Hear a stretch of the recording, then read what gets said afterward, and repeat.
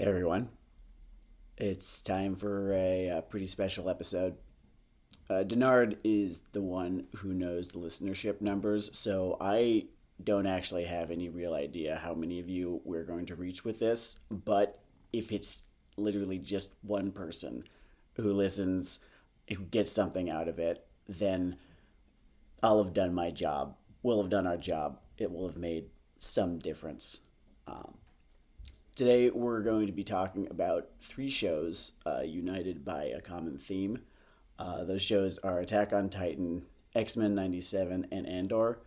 And there's a lot to be learned from each of them, just with regards to the world as it is, as it really has been, and as it is going to continue becoming. So I apologize in that only one of them is an anime. This is an anime podcast. We're only living up to a third of our promise here. So apologies for not staying fully on topic, but the circumstances are not normal. Anyway, welcome to Weeboo Hell. We're in Weeboo Hell. All right. Well read, Sam. Well done. Well done. I am here, people. I just thought that deserved a clean moment. This is going to be a little bit of a different than the standard format. We've kind of both prepared something. Oh, There's yeah, we've each got a little statement together here, and I'll go first. I'm going to talk to you about a shirt. I'm going to teach you how to sell a t shirt. See, I've been talking for a while and writing for longer still, sort of on every stage you can think of and a few formats that would surprise you.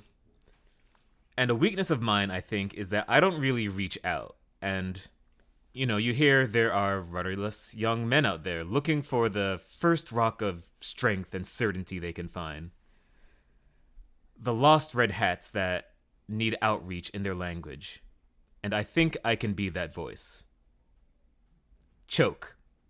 All right. Not fair. They're astray because of that kind of judgment. They deserve something from the heart that they can use to improve. Choke. That's two. I'll break up the pattern with some love. The simple reality of who you are, what you've done, and how you can fix this. The truth. Choke. Now, the saner, sadder people in the room. You like mutants. I like mutants. Let's talk mutants. And that t-shirt. There is one perfect t-shirt in our world. Red background, black print. Magneto was right. Now, the origin here is kind of fuzzy. It might have been born among fans, or Grant Morrison, or simply sprouted in the web store to keep the House of Ideas alive. Morrison would like that. Either way, it animates and elevates the latest show, X-Men 97. Given our audience, you've likely seen X-Men 97. Failing that, you probably know who Magneto is. With the way that jokes and symbols and fighting games travel, you're more likely to know who Magneto is than who the X-Men are. And that's fine. Magneto's a sort of brilliant peak in Kirby and Lee's brilliant lives. He shines as an anti-hero, a hero, a villain, and a retiree, and that order is not accidental. Each take is rooted in a simple, elegant concept. The concept's not magnets or a cool helmet. It's not even what your homeroom teacher said Malcolm X was like. Magneto sees the world as it is, a much more notable superpower. Comfort spins around untruths, and Magneto is uncomfortable. The just and unjust alike ask you to accept certain gaps in reality. His roles come in from the reaction to that reality.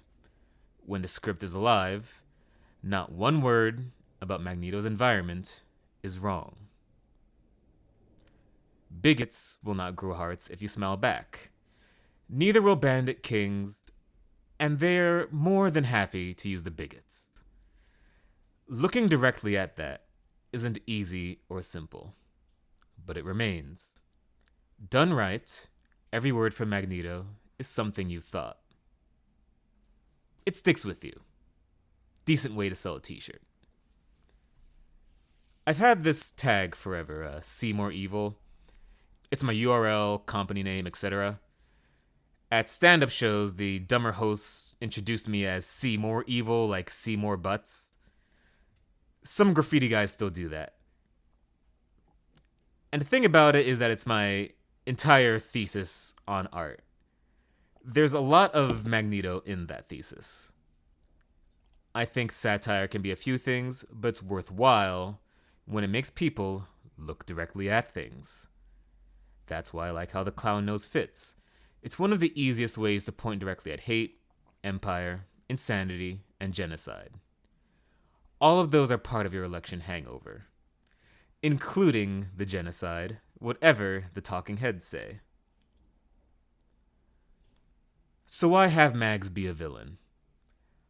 I'll filter that down to 3 points. 1. People can read, even now. There's a long storytelling tradition of antagonists with a point, if there's even an antagonist at all, and you know it. It's in the living memory of a child. I'm not pinning it as better or worse narratively, but it's basic, and anyone not claiming to get that should give Hooked on Phonics one more try. 2. Because it is easy to go nuts looking at the truth. I won't go on about that since, frankly, Americans have the opposite problem. By far. But it's another difficult reality worth remembering. And 3. Not everyone writing him enjoys the truth. But stories have their own way and their own will, and even a Malar can channel something alive. Magneto tells you about life standing against power, even when power has the pen and depicts him.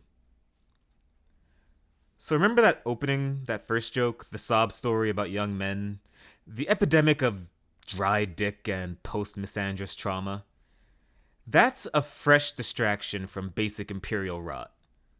The fascist drift of empire. One of 1,000 that will be trotted out in front of you for decades in hope that you forget what you're even angry about or fighting over. To live with sanity and honor, 2 things you can have. Look directly in front of you, without blinking. There is no perfect or debased past. There is no angry or loving God. There is no righteous or cursed nation. And pirate the t-shirt. The mouse makes enough money. That is my prepared statement. Thank you for that, Denard. It was good. I try for that. I try for good.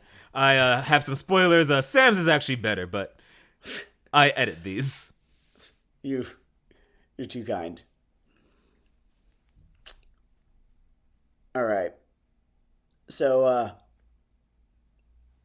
there's this series that has sort of kind of continued even after it ended, and it's strange how that's happened. There just continues to be content. I think the last of it, or so they say, is yet to be released, and that's Attack on Titan.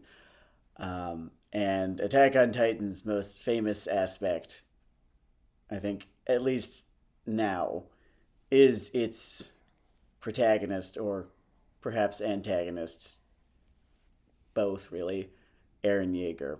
And everyone has an opinion about Eren Yeager. Everyone has a take. I mean, you'd be hard pressed to find a more polarizing anime protagonist. And there's no one reading of a text after all. I've seen many people who, like, nuances aside, are more or less on the same page as me politically, and they've concluded that he is, in fact, an avatar of author Hajime Isayama's perceived right-wing Japanese nationalist ideology. That the Rumbling was a Hiroshima revenge fantasy, or that the tribulations of the Eldians are some kind of defense of America's colonial project in the Levant. I don't really think so. I don't really think any of those things are true, but I'm not here to argue who won at reading Attack on Titan. I don't even plan on staying on parody for very long right now. No, I'm going to ask you a couple questions. Give some context, share the answers I've come up with, and then you can decide for yourself where you stand. Fiction's fun like that. None of it's actually happening, so we may ponder away at our leisure. Because, that's what Aaron is ultimately. He's a question to be pondered, a series of them. If your existence were prescribed, if the powers that be judged your very life a crime against humanity simply because you were born to this world, what is the commensurate response to that? What is the sane response? If you were told that the gracious, honorable, dutiful thing to do would be to kindly lie down and be murdered for the comfort of the powerful, such a small, reasonable little sacrifice to everyone in the world but you, the one doing the dying, what's so wrong with saying, no, I won't? And how far would you go to put some weight behind your answer? Interesting hypotheticals. For you and I, at least. And for the tens of thousands of innocent men, women, and children of occupied Palestine, and the numbers probably far greater than that, but those who do the counting have been forbidden to continue their work. These questions were far from hypothetical, and their answers were decided for them. To the honored dead of Palestine, to the displaced, to the mutilated, and to those who continue to engage in the radical act of survival, it is to my infinite and eternal shame that I can only offer you a useless apology for not doing more to stop this madness. The eSIMs were no substitute for casting our vile, unfeelingly pragmatic leadership out into the cold streets and demolishing forever the domed and column-lined temples to their misbegotten authority.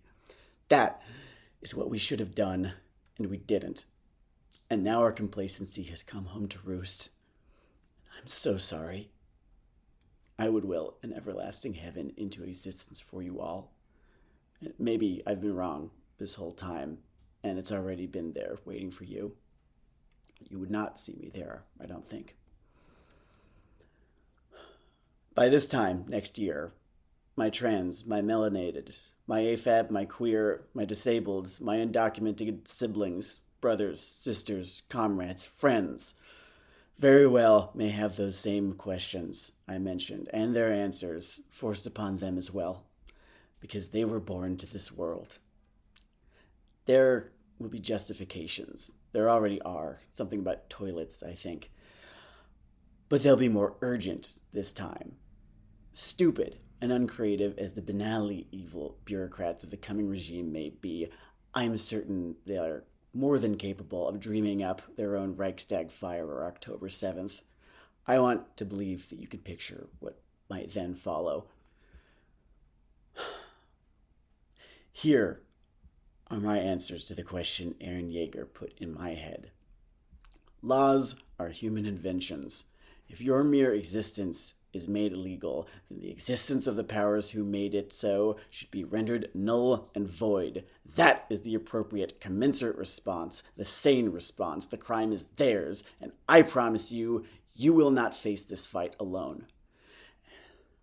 And if those powers ask you to die for their comfort, then it is your right as a human being to fight them with everything you have instead of giving them the compliant little death they want from you. And I promise you were born to this world, and you will not face this fight alone. Very well done. Very well said. Thank you. All right, so that was Sam's Sam looking directly ahead without blinking. And I appreciate you for being there, Sam. And for this third segment, because you probably could use a drop of normalcy in your lives, we will do a bit of the usual free talk about a show. Not that I haven't taken pretty extensive notes, because it's one of my favorite pieces of media of all time. Oh, yeah. Sam is super well armed, so he won't be rudderless, which is probably better anyway, unless I've got some fucking killer crack-ass joke off the top of my head. But we're going to talk There are a important things to be talked about this week, you know? one or two. But yeah, the show here is Andor. For those of you who don't know, it's a bit one of those modern media. I guess every era of media. I shouldn't say modern media. That's one of the weird tendencies in discussions. Just throw modern in front of it, like it's never fucking happened before, will happen again. Which is one of those weird little elude. You can tell where my head's at. It'll always happen again. That's that. Whatever it is, it'll happen again. Yeah, but alongside various media disasters, you get random media miracles, and that's kind of what Andor is in my head. It is whatever series of stars and gears and meetings in the Disney machine aligning to give you a just very affecting, heroic yet grounded picture of what amounts to like life in the underground of a show that, or say of a franchise that normally rides a more elevated tone, which is fine. I love that stuff, but that Yeah. makes it even less likely that you get this particular portrait from this particular setting. I think it has to do with a couple of things. I think primarily it has to do with the fact that Tony Gilroy, the showrunner, they gave him this massive artistic license. They gave him they gave him license to do whatever the hell he wanted to, apparently, with this show, and a lot of fucking money with which to do it. And when you are not bound by the weird kind of homogeneity that the rest of the the Disney Plus Star Wars series seem to have to live by, no matter who's in charge of the show, there's a lot that you can do, and there's a lot of really interesting things that you can do. And one of those interesting things is basically write the prologue to the book about how we win this. That's what Andor is really. It is it's kind of a story about how revolutions are actually fought and won. And it's not, the answers are not comfortable ones, but I don't think that there's anything I've ever read or watched or just consumed, be it media, be it literature, be it was the be it theory, you know, that has so convinced me that this is possible, that we can do this. Like, if we really want this, because I really fucking want this, we can do this. We can win this. It's a beautiful show on that front, and again, it is to me a very interesting odd collision of elements that led to that. I guess that I'm interested in the fact that it is you say it makes these points that are difficult. It is heroic without being facile about these things, and I suppose that's a even just creatively, even if you want to be like a writing cyborg about it, it's kind of an interesting pat your head, rub your belly kind of moment. Yeah. Yeah, I would agree. An interesting thing, you're talking about works that talk about life in this kind of situation. I'm gonna focus on Andor, but just to make a side recommendation, and you kind of have to be in a specific mood for it because it is a grotesque black comedy. Mm-hmm. But if you kind of are interested in a novel about, I guess, the fascist kind of mindset, and I don't know if Andor is how we win this, this is maybe more how they lose it. But I will always endorse the novel "The Nazi and the Barber" by Edgar Hilsenrath, which is You've been recommending that book to me for many years, and I really need to fucking read the damn thing. it is really interesting. Even if you're looking for a distraction, it's kind of just fucking funny. But it is very much about. It's basically a first person take on someone who scrambles to become an SS officer to cover for these failures in his own life and own psyche. And then how spoilery do I want to go if people are actually going to fucking read this? it goes to interesting places. It goes to places very relevant to things even in our speeches, especially one of many core thrusts is just this void of failure that the average fascist is trying to fill within themselves. If I were to go full spoiler town, I guess skip ahead a minute if you are about to go on Amazon or some shit. Mm-hmm. In terms of relevance, it's by a Edgar Hilsenrath is a Holocaust survivor, right? Mm-hmm. And it actually okay. So here's where this book is cracked. You have this SS officer. He escapes the whole thing. He steals his dead Jewish best friend's identity and goes to Israel and becomes part of the sort of fash contingent in this setting. It is one of the wildest swings I have seen in basically the history of human satire. Oh my god. The book is knucking futs. So, again, very different tonally structure, everything than Andor. But if you want to think about life and the fashion, it's just a book that is interesting to me, I guess. That's fantastic.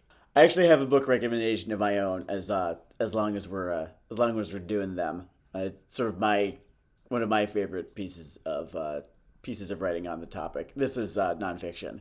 It's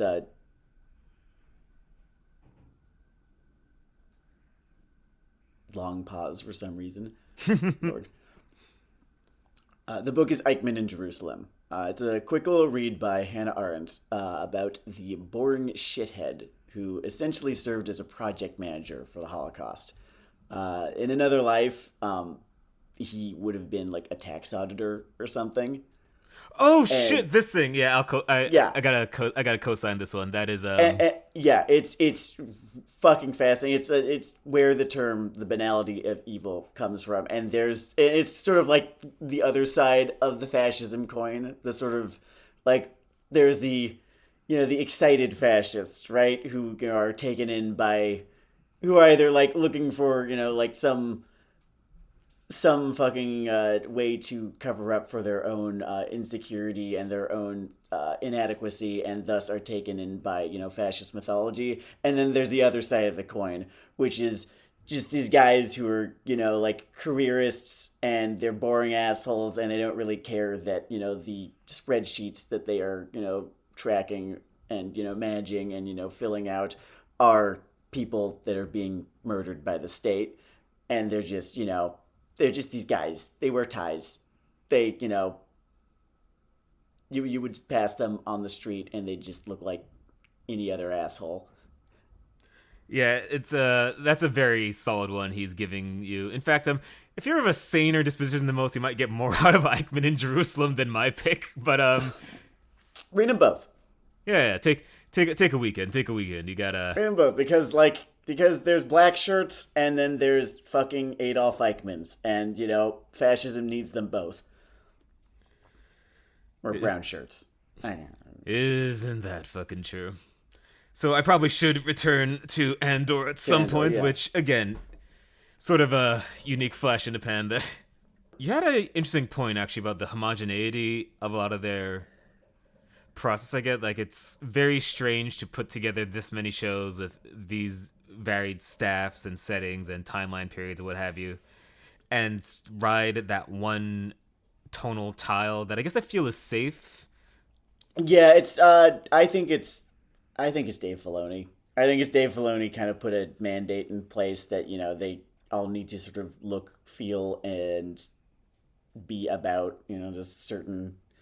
I don't know that I necessarily agree with it. I think a lot of the Star Wars shows were good, are good, but I think that it is a better idea to sort of let them all find their own voice rather than keep them on brand. Because fucking look at Andor.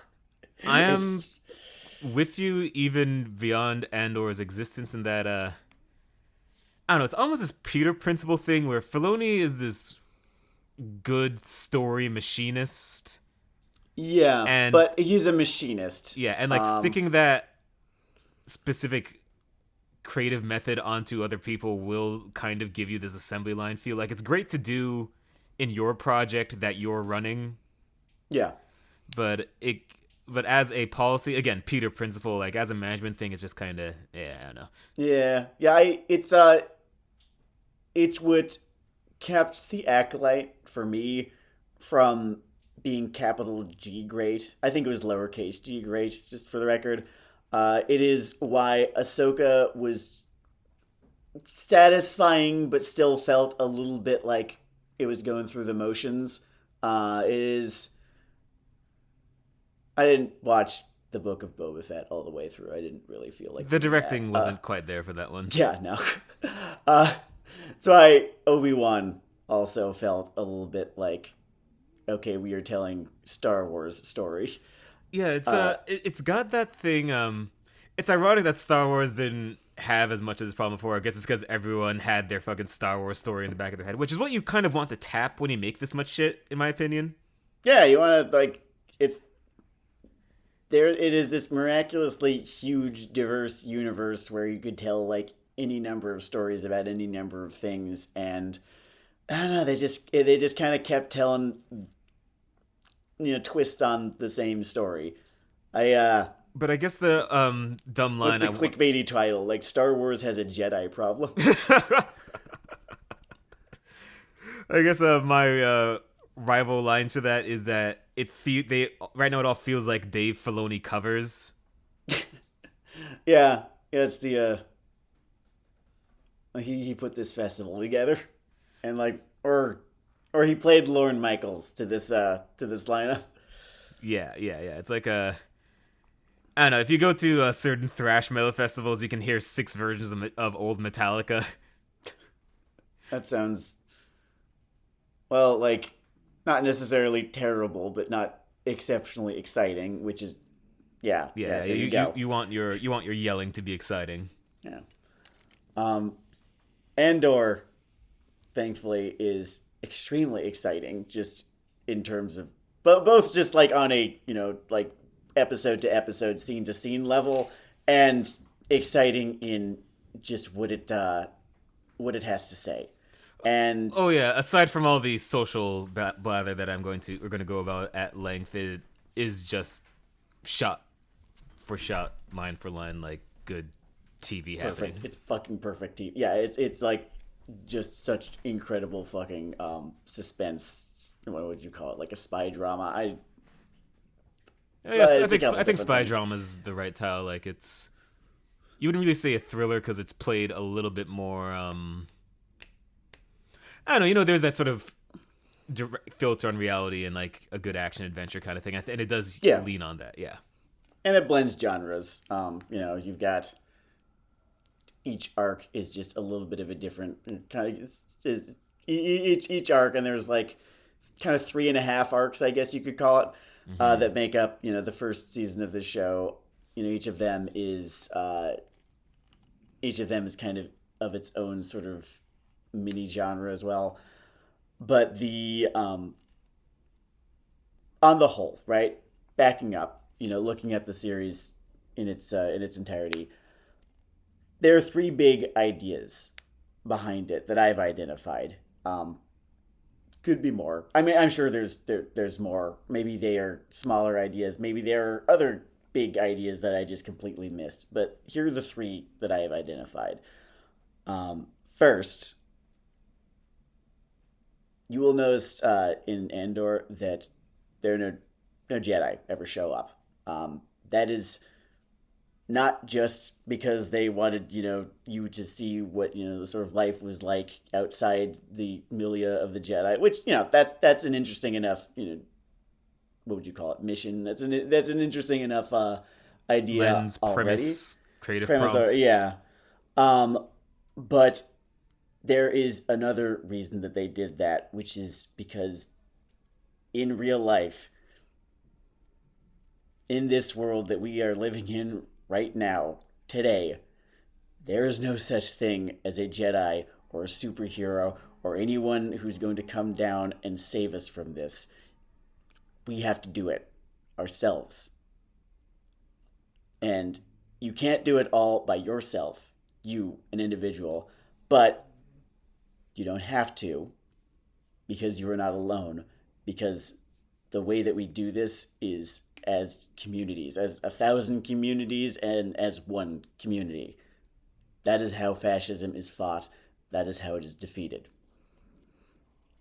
Yeah, the portrait of life on the ground here. I guess an asterisk for those of you who might, I don't know, maybe feel like that sounds depressing. It's not really played that way, and I would say that even the premise of the prompt there is not a depressing one. I think a superhero is great in terms of like maybe reflecting some kind of ideal that you, I don't know, warm your heart with or you gravitate towards. I think there's something very useful, both personally and creatively, also about this approach that shows you how things are, what you can do. Yeah. The actions and choices that people make in Andor as, these relatively grounded figures, they just have, you know, their job skills and what's in their closet. And like, what did There's a root Grandpa say? Like to Huey, you do what you can. You do what you can. There is a rootedness in that you don't really need an 800 word essay to apply to your existence. You kind of get it. I think there even is like a road like kind of beauty to that kind of thing. Like, I don't know, the details on the ground resonate intuitively with people, and doing that in what is essentially a mythic setting, I think even reinforces the core idea that what you can do matters. There is a good way to do what you can do. And whoever you are, there's something that you can do. And it is enough, or it will be enough if, the person next to you does what they can do, and the person next to them does what they can do, and so on until finally it is enough. It is just the one thing that you can't do is you can't keep your head down. You can't wait for it to be over. You can't wait for someone else to do it for you. No one's going to do it for you. No one's going to do it for us. We have to do it ourselves. And that's scary, and it's going to be hard, and it's not going to feel good a lot of the time, and it's not going to even feel possible a lot of the time, I bet. But it is possible if we all do it. If I could do the wankiest thing in the world here, Mm-hmm. I think you put that very well. I think that it's an idea I kind of tried to get at in Post Atomic Stress, which was a novella in my fancy book ways back when, about the temptation to just live with your head in a very comfortable screen filled version of the sand. Like if every grain of fucking sand was another show you could dig into, another pointless dating spiral you could run around through. But I mean, like, why does you will notice that right now in the world, just we are, there's still peak TV. There's like there's TikTok. There's every single method of distraction available to us at all times. Yeah. There's a reason for that. There's a reason for that. There's a lot of psychic novocaine, or is that just normal novocaine? Whatever the fuck. There's a lot of brain numbing you can willfully do to yourself, and I guess this theme that Sam is teasing at here, not teasing at, directly stating, is a good one to carry with you, even if any of the rest of this floats by you. I do think that's worth holding on to. Yeah, there's something you can do. Yeah, there's something you can do. There's always going to be something you can do. And it's going to be different. Like, what you can do is going to be different than what someone else can do. It's not going to be less, more. Get less or more out of your head, because that's not important. Just whatever you can do. And it doesn't have to mean that you need to go physically fight. It doesn't have to mean that you need to be this leader. There's so many things that you can do if you just think about where you are in life, what your circumstances are, what resources are available to you, what resources aren't available to you. There's something that you can do. and there's something that others can do for you, because that's the other thing. It's about us taking care of each other as well. Uh, the the things that we can't do, someone else, maybe some other people, plural, might be able to help us with, and the things that they can't do, we can help them out with that. That's how this works. That's how we win. Very much so. Yeah, be helpful and human to the non-brown shirts in your lives, and Yeah. I guess we should hit. I think. The second Yeah, point, right? yeah. Yeah. The second, I guess, big thing that Andor is about, and it's kind of like several smaller things, but it's sort of, there's one point being made, which is that fascism functions through a number of different institutions, like just large institutions in society. Um, there are four, really, that Andor identifies for us. And assorted There's, I think, readings. what's up? And assorted readings. And assorted readings.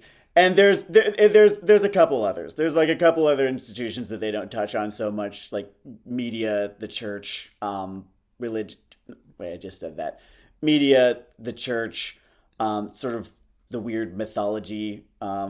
Yeah, But but this show's sort of rooted on four of them, and honestly, when you make something, there is something to be said for just being particular, and maybe even some of these just resonate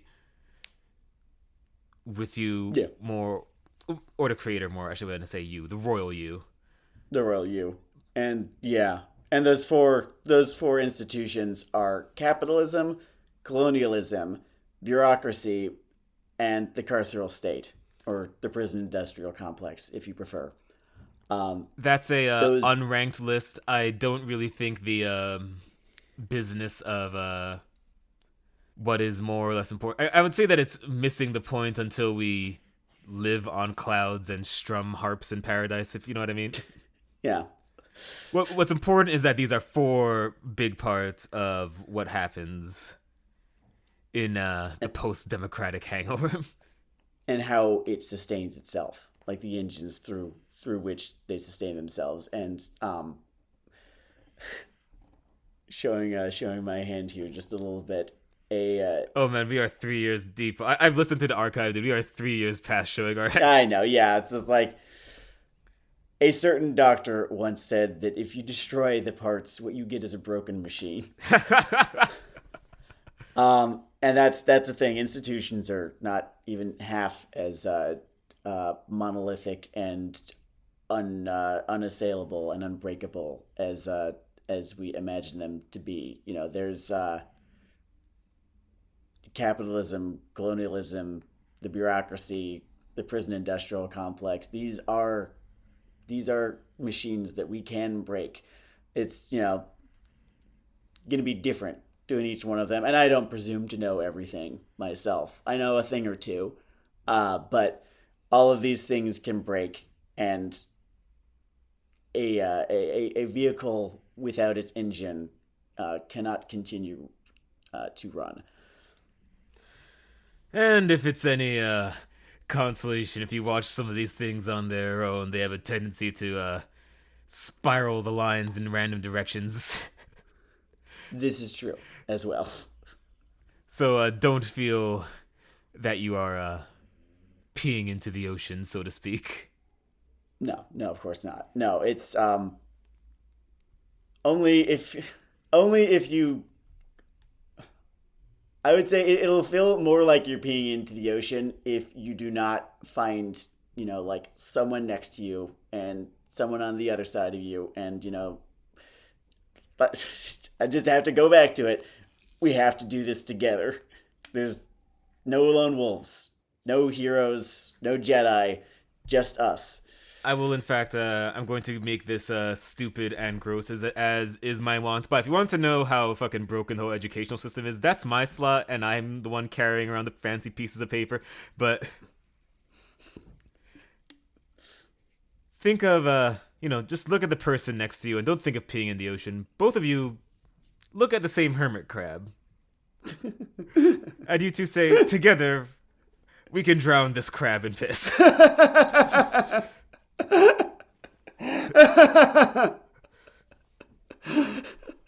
And maybe if that crab keeps kicking, find a third guy. It's like, hey, I think we can finish him off if you unzip.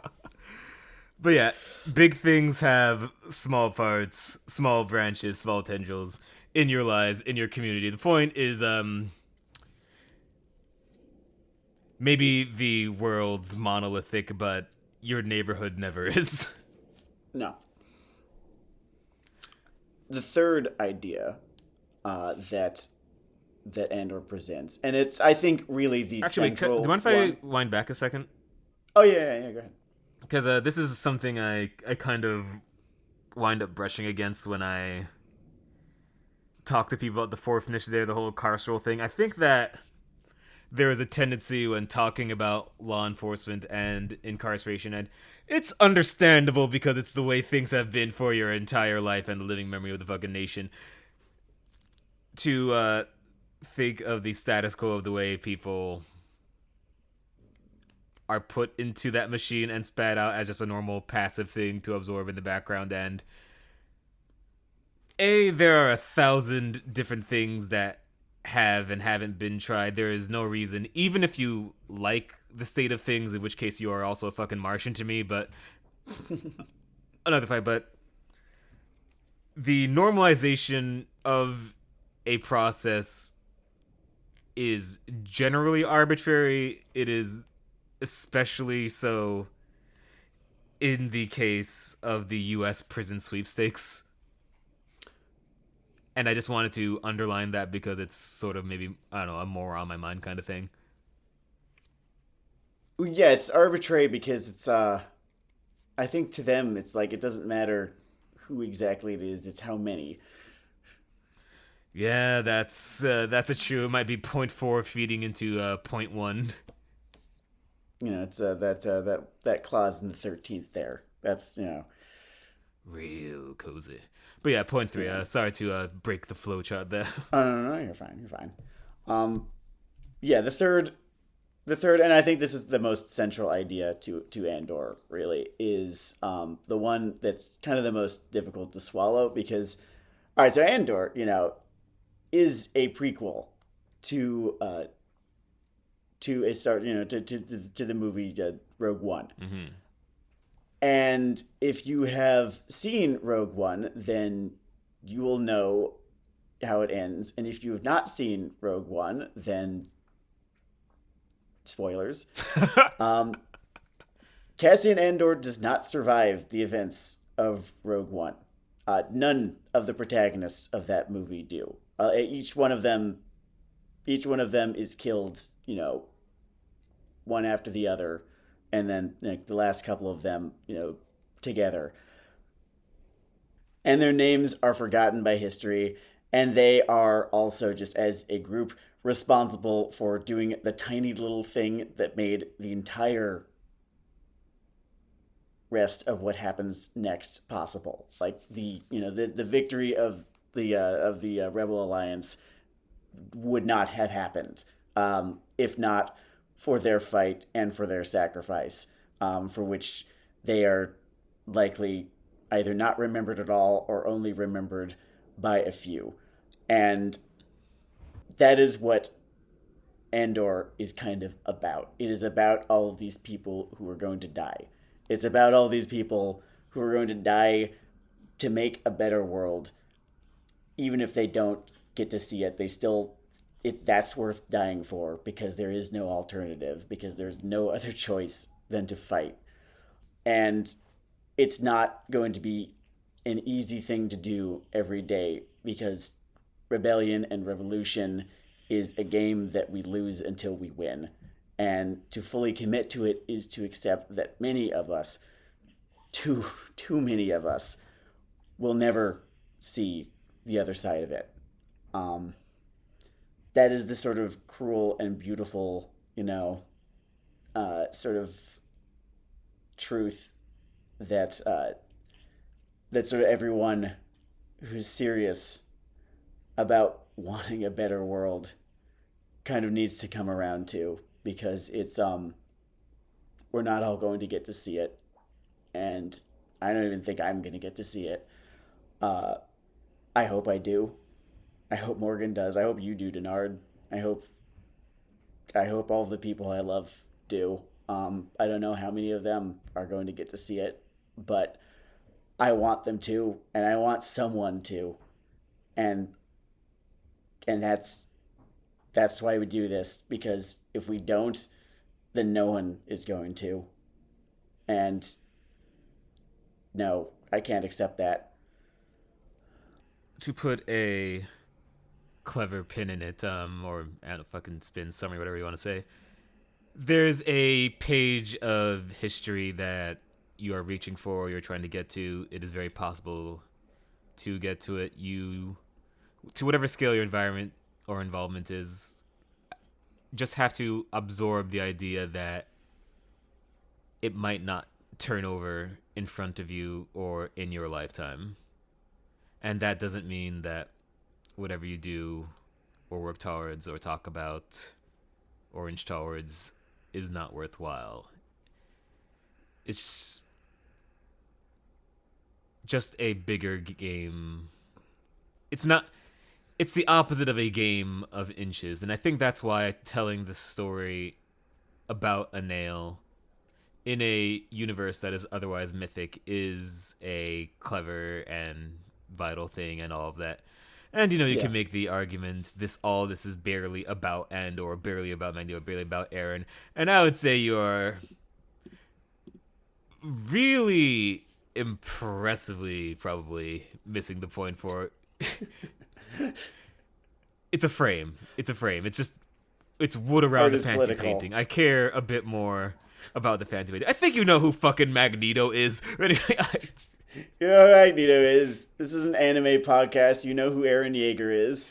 If you didn't know who Cassian Andor was, then you're about to, because he's us. He's the guy.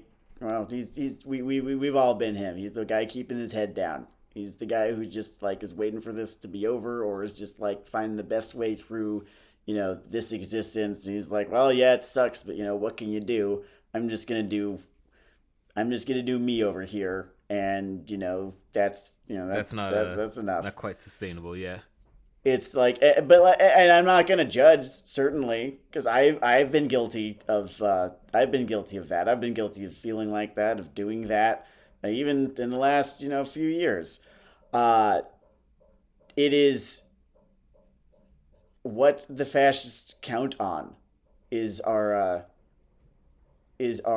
decision, is the decision to keep our heads down, because when we do that, they basically can get away with whatever they want, because we're just not looking up at all the shit that they're doing and wondering why am I putting up with this, or seeing it and intentionally turning away, because how could I possibly, what could possibly do? Well, a lot, as it happens. Not by just you, by all of us. That's where Andor begins. That's where Cassian Andor, the character, begins. And the show takes us through his radicalization as, he sort of sees what is, Like what's happening in front of him, the things that are available to him to do, the costs that those things have. You're talking about the carceral thing. and the necessity of it, too. Yeah. He just does end up straightforwardly in the high space fantasy fucking prison complex, and we see how it works. There's this, okay, so there's a fun little parallel that I'm noticing right now, just as I'm thinking about it, between that arc, the very very it's the best arc of the show, or it's the best arc of that season, whatever. The Narkina 5 arc is what it's called. It is, like halfway through the Oh series. yeah, it's Yeah. brilliant. Unless there are literally like spy versus spy tattoos on your back, in which case enjoy the rest of the ride too.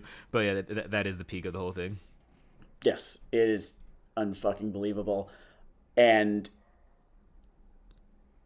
the I'm thinking about that arc, and I'm thinking about the the three words that everyone remembers, that I remember, that you remember, everyone who watched that show remembers about that arc and about just the show in general, because it's the three words that come from that show. And Denard, you can go ahead and say them. I'll let you have this one. Oh yeah, man. One way out. I didn't even fake that one out. Like, you know me, you know my fucking disease. And it is that striking in it. It is, There's this rousing essence to it. It kind of and it is the truth. It is the truth because there is only one way out. Uh, there is no choice but to fight. And that is, and I got to thinking about Aaron Yeager and how he sort of how he ultimately really fucking struggles with that. He's really like it disturbs him to this to such a degree that he does not have a choice. Um, and I empathize. I empathize with I empathize with his angst. I empathize with the fact that he seems to have been that he's basically just been offered this extremely binary choice, and neither of the options are really great. It's either just sit there and die or destroy until the world is no longer capable of destroying you. And like, oh man, it's gonna fucking take a lot. And obviously that's an exaggeration, right? Attack on Titan is a fantasy, and all of this is quite fanciful. But you when you boil it down to kind of like what's at the heart of it, it is the question of like, do you fight and potentially die, or do you just die? And that's a raw deal. yeah. It sucks. And to me, there's really no reason to throw out the themes or ideas of the fantasy because of that setting. Like, the entire point is that this is a simplified frame for these Yeah, ideas you want to get at this way. And it's totally fine as a reader if you prefer more, I don't know, bird on a wire kind of soft approaches to these things, but that's obviously not the title of this program, and I think that these things are very helpful for us in these moments, especially. I think where it shines is there is a real sense of shell shock when these things are slammed in front of us, these big breakpoints in history. It's hard to look directly at, and I yeah, hope that, these simple frames can at least help some of these things settle in more clearly, more sanely, even to whatever extent the looting is possible. Just more comfortably into your head. Like, just that's the value of it to me. yeah, yeah. And God, it is of such great value because this show in particular prepared me for this week. I think I feel just as a person so much more ready for what happened and what's going to happen, than I did. And I'm sure I am being so naive in saying that. I am so certain that there are horrors beyond my imagining that they are going to trot out for us. I'm so certain of that, and I'm so certain that there will be days, when you're not even half as sure about whether it's worth it, whether to keep going at 100%. But boy, was it helpful for the horrors within our imagining. Hilariously, Andor does cover that. Because, like, man, comprehensive guide to just how to fucking stay motivated in, like, the hell that we have fucking. I don't want to actually. I was gonna say the hell that we've created for ourselves, but I don't want to put the blame on everyday people. They're, like, you as an individual are not at fault for, like, the world that we live in, but it's just the world that has come to be. Yeah, just the situation that has descended. Fucking, like, he who he who will forever burn in hell. Even if there is no hell, there's one for him, Ronald Reagan. Something. Status quo is Latin for the mess we're in. Oh man, I gotta be honest. If I was a religious type, I would really invest in some heavy sinning just to follow him downstairs and Oh, talk. just to go down there and kill him again? Yeah. It'd be a real project. Like I would just be here with my shellfish and my infidelity. I would mixing two different types of fabric. I I wonder if there's like a mod to like Doom or Doom Eternal out there where like there has to be, right?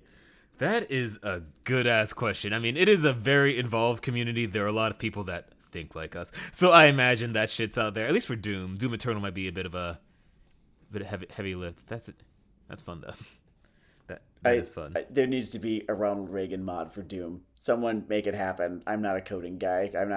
I don't like.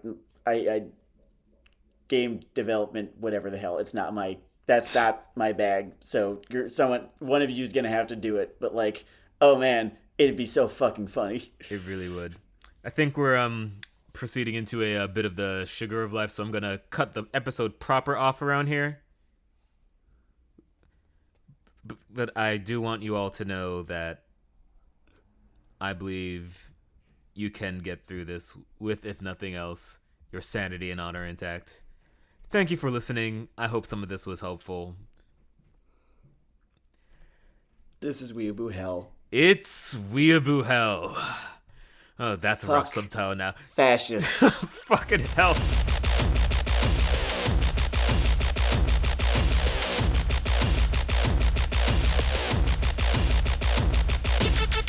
When this kind of thing happens, yes, some of the window dressing refracts off of it, local conflicts or trends or whatever.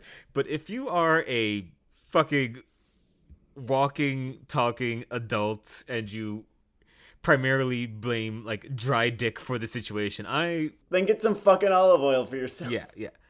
Jesus fucking yeah. No, that's it makes me want to go on like a continental bullying spree, like just people through windows. Okay, that's not bullying, that's another thing, but you know what I fucking mean. Your Honor, my client was just mentorless. He was just a mentorless male, and when you think about it, Your Honor, that mentor, the one who failed him because he didn't exist, he's the one who should be on trial for date rape today. It makes sense, Your Honor. It's affluenza for fucking losers.